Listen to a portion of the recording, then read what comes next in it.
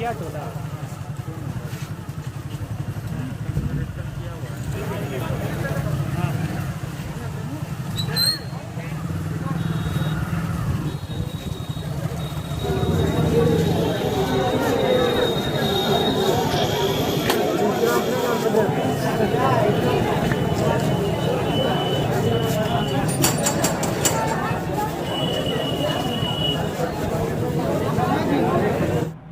अभी आप जो वीडियो देख रहे थे वो कोई राशन की दुकान की भीड़ का वीडियो नहीं था और ना ही किसी सरकारी अस्पताल के ओपीडी की भीड़ थी, बल्कि ये भीड़ कोरोना वैक्सीनेशन सेंटर की भीड़ थी, जहां 18 वर्ष से ऊपर के लोगों को टीका लगाया जा रहा है।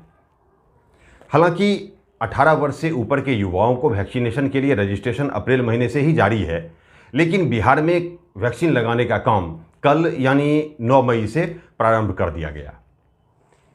इस दौरान मैंने कुछ वैक्सीन सेंटरों पर गया और कुछ दोस्तों ने मुझे वीडियो भी शेयर किया। उस वीडियो को एक बार आप देखिए कि वैक्सीन सेंटर पर किस तरीके से भीड़ इकट्ठी हुई है और वहां पर प्रशासनिक क्या इंतजाम किए गए हैं। आप देख रहे हैं कि इन सेंटरों पर कि किस तरीके से भीड़ इकट्ठी है। वैक्सीन लेने के लिए ये सभी भीड़ है,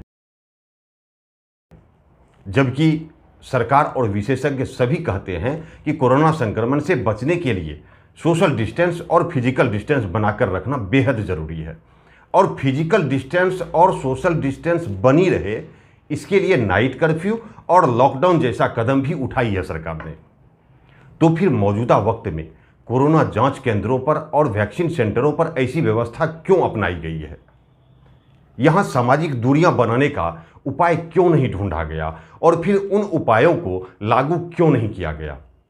क्या इस तरीके से लग रहे भीड़ के कारण क्या हम कोरोना पर काबू पा सकते हैं? ये बड़ा सवाल है, क्योंकि इस तरीके से लग रही भीड़ में यदि 2 व्यक्ति भी कोरोना संक्रमित हों तो आप अनुमान लगा सकते हैं कि वो कितने लोगों को संक्रमित कर रहे होंगे। ऐसे भीड़ में जो लोग कोरोना से बचाव के लिए वैक्सीन लगवाने आते हैं, हो सकता है कि वह व्यक्ति टीका लेकर अपने घर तो चले जाएंगे, लेकिन वो अपने साथ कोरोना भी लेकर जा सकते हैं। इस बात की भी आशंकाएं बनी रहती है। ऐसे भीड़ से संक्रमण फैलने का खतरा लगातार बना रहता है और मौजूदा दौर में ऐसा नहीं है कि सरकार ने कोरोना से लड़ने और बचने का उपाय और उसका हल नहीं ढूंढ रही है। ऐसा नहीं है कि कोरोना पर काबू पाने के लिए कोई प्रयास नहीं कर रही है सरकार, बल्कि सरकार तरह तरह के उपाय कर रहे हैं। हर दिन आला अधिकारियों के साथ समीक्षात्मक बैठकें की जा रही है, तरह तरह के कदम उठाए जा रहे हैं, अलग अलग दिशा निर्देश दिए जा रहे हैं, लेकिन अब तक जांच केंद्रों और वैक्सीन सेंटरों के भीड़ पर नियंत्रण नहीं पाया जा सका है। वैक्सीन सेंटर की भीड़ को देखकर मैंने पूर्णिया जिले के निजी शिक्षक संघ के अध्यक्ष प्रसन्न सिंह से बात की, तो उन्होंने क्या उपाय सुझाया है तो जरा सुन लीजिए। ये जो वैक्सीनेशन की प्रक्रिया है ये बहुत लेट हो गई है। जो 18 प्लस का था, अदर स्टेट में 1 तारीख से स्टार्ट हो गया, 1 मई से, लेकिन स्टार्ट हुआ, लेकिन हमारे स्टेट में बिहार में आज से स्टार्ट होगा। लेकिन अदर स्टेट में ये पहले हो जाना चाहिए। आप उन देशों को देखिए जो देश वैक्सीन को कंट्रोल किए, कोरोना को कंट्रोल किए, वो किसके द्वारा कंट्रोल किए? तो वैक्सीन के द्वारा। सिंपल चीज आप अपना इजराइल ले लीजिए, ठीक, इजराइल अपने कोरोना पूरे तरह कंट्रोल किया, 70% आदमियों का अभी तक वैक्सीनेशन कर चुका है। और जो अपने यहाँ वैक्सीनेशन हो रहे हैं वो वैक्सीन से कम ज्यादा कोरोना फैलाने का काम हो रहा है। आप वैक्सीनेशन सेंटरों पर भीड़ देखिए, इतनी ज्यादा भीड़ है, सोशल डिस्टेंस से कोई पालन नहीं है, कोई पालन रूल रेगुलेशन नहीं है ना। लोग जो वैक्सीन लेने आने हैं उनके बैठने की जगह मिल रही, लोग खड़े हैं धूप में वैक्सीन ले रहे, एक दूसरे से ये संपर्क का, उससे क्या होगा? वैक्सीन लेके तो जा रहे, साथ में अपना कोरोना भी वो अपने घर लेके जा रहे हैं। सरकार और प्रशासन से हमारा निवेदन है, ऐसे में क्या उपाय करने चाहिए? ऐसे देखिए उपाय ये है कि सरकारी हॉस्पिटल तो लोग कोई जाना नहीं चाह रहा। सदर हॉस्पिटल में आप जाके देखिए इतनी भीड़ होते, 2-4 ही सेंटर पूरे पूर्णिया जिला में रखा गया। लोग एक तो दूरी के चलते वैक्सीन लेने नहीं जा रहे हैं और वैक्सीनेशन को फास्ट करना होगा। जिस गति से वैक्सीनेशन हो रहा, अगर इस गति से वैक्सीनेशन होता है तो मिनिमम 5 साल आपको पूरा देश की वैक्सीनेशन करने में लगेगा, क्योंकि हमारी जनसंख्या बहुत ज्यादा है। हाल फिलहाल में दिल्ली सरकार भी कही है कि हम 3 महीनों में वैक्सीनेशन का काम करेंगे। देखिए उनकी जनसंख्या 2 करोड़ है, हमारी जनसंख्या 12 करोड़ से ज्यादा। इसलिए सरकार प्रशासन चाहते हैं कि एक छोटे छोटे मोहल्ला वार्ड वाइज क्या करें वैक्सीनेशन कर जिस तरीके से पोलियो उन्मूलन किया गया, तभी क्या होगा तो वैक्सीनेशन सही तरीके से हो सकता है। अगर जगह सरकार के पास या प्रशासन के पास नहीं है, हमारे पास प्राइवेट स्कूल्स है, हमारे पास कोचिंग इंस्टीट्यूट है, इंस्टीट्यूट सब है, जो भी बंद है 2 महीने से 1 महीने से बंद ही है, आप उसका यूज कर सकते हैं। उससे एक बात की आसानी क्या होगी कि लोगों को दूर नहीं जाना पड़ेगा। और कोचिंग इंस्टीट्यूट सब में क्या डेस्क डेस्क लगा हो तो लोग बैठ कर आराम से अपनी बारी का वेट कर सकते हैं। दिल्ली में भी आज यही हुआ, दिल्ली में भी यही हुआ है कि कोचिंग स्कूल और इंस्टीट्यूट सब में दिया गया है वैक्सीनेशन करने के लिए। तो बिहार सरकार भी कर सकती है ये चीज, कोचिंग स्कूल इंस्टीट्यूट सबको वैक्सीनेशन करने के लिए सकती है। अब प्रशासन इसे जो वैक्सीनेशन सेंटर पर जो भीड़ होती है वो थोड़ा सा कम हो जाएगी। मान लीजिए इस वार्ड है, ये वार्ड के लोग रमोगी मैदान में बहुत सारे इंस्टीट्यूट है, उनको हायर कर सकते हैं।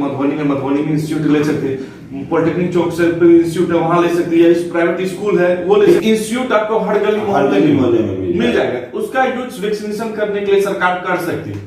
उससे क्या होगा, जनता को राहत मिलेगी, तो सोशल डिस्टेंसिंग का पालन हो जाएगा और आराम से लोग बैठे। मैंने देखा दिल्ली में हर ब्रांच पे लोग बैठे हुए अपने बारी का इंतजार कर रहे हैं वैक्सीन लेने के लिए। तो यहाँ उस तरीके से वो मदद कर सकते हैं। जैसे अभी आपदा तो सब लोग मदद कर रहे हैं, किसी न किसी तरह। हमारा संगठन भी सोचा है कि अगर सरकार प्रशासन अब चाहती है तो पूर्णिया में जितने भी प्राइवेट स्कूल है और कोचिंग इंस्टीट्यूट हम लोग देने के लिए तैयार है। वैक्सीनेशन के लिए वो अपना उपयोग कर सकते हैं और प्रशासन पे डिपेंड करता है वो ले चाहे किस रूप में ले। आपने सुना ही कि भीड़ को कम करने और वैक्सीनेशन में तेजी लाने के उपाय पर क्या कहा निजी शिक्षक संघ के अध्यक्ष प्रसन्न सिंह ने। लेकिन इस तरह की भीड़ को देखकर और प्रशासनिक ऐसी तैयारियों को देखकर सवाल उठता है कि क्यों नहीं वैक्सीन सेंटर की संख्या अधिक से अधिक बढ़ाई जाए।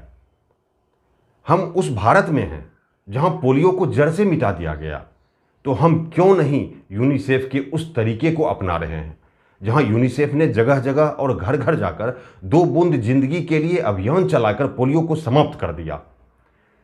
क्यों नहीं वैक्सीन लगाने के लिए जगह जगह अधिक से अधिक संख्या में सेंटर तैयार कर दिया जाए, जिससे शारीरिक दूरियां भी बनी रहेगी और लोगों को इंतजार भी कम करना पड़ेगा। जबकि कोरोना के पहले स्ट्रेन में जगह जगह और घर घर जाकर कोरोना टेस्ट किया गया था, जिससे सेंटरों पर हो रहे भीड़ को कम करने में और शारीरिक दूरियां और सामाजिक दूरियां बनाने में भी सफलता पाई थी उस वक्त प्रशासन ने, और आसानी से कोरोना के पहले स्ट्रेन पर काबू पाया जा सका था उस वक्त। फिर उस फार्मूले को लागू करने में इतनी देरी क्यों? एक तो वैसे ही आबादी के मुताबिक वैक्सीन उपलब्ध नहीं है बिहार सरकार के पास। बिहार में युवाओं की संख्या 7 करोड़ के करीब है और वैक्सीन मिला है बिहार को 3.5 लाख।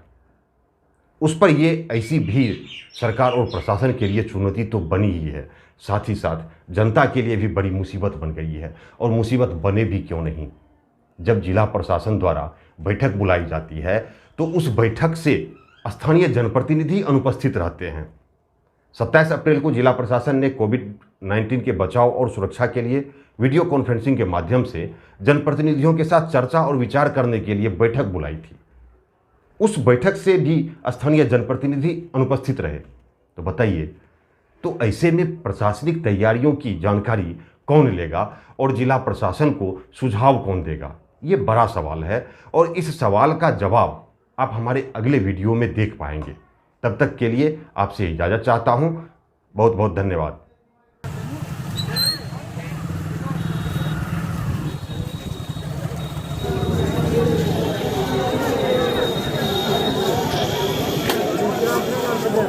Yeah.